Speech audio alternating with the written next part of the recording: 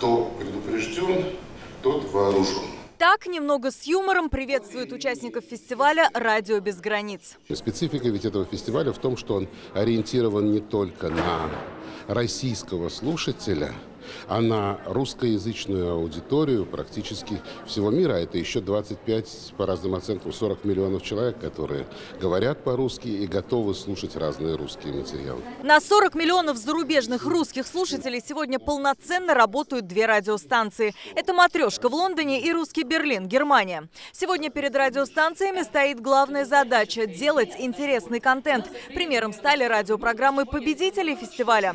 Так, корреспондент питерского авторадио за 11 часов с юга на север прошел всю северную столицу. Слушателям открылся скрытый Петербург. Идея, она всегда же приходит, как-то очень спонтанно. И вот здесь у нас идея, она, наверное, была вот на стыке какой-то надежды, что, может быть, нас ждет хорошее лето, может быть, нам все-таки удастся куда-то поехать, чего-то поделать. И такого, может быть, немножко отчаяния, Никто не знает, что будет, что там еще придумает Роскомнадзор. Приглашение в цифровую среду из эфира радиостанции. Сразу два победителя из Ростова-на-Дону. На местном «Маяке» выходила программа «Области знаний». Ветераны, историки рассказывали о подвигах медсестер в годы Великой Отечественной. А на волнах местного авторадио создали программу «Не тихий Дон Лайв» – площадку для выступлений музыкантов. Фишка ростовская – это ознакомление аудитории с донскими музыкантами.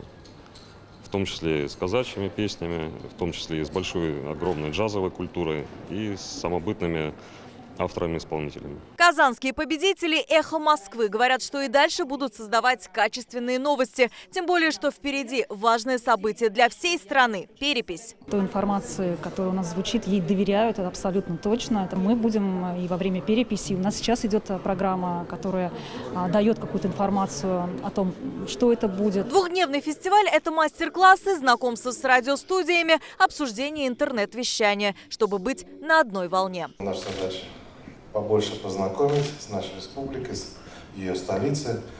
Надеюсь, у вас будет достаточно времени, за плотным графиком останется ознакомиться с городом, посмотреть.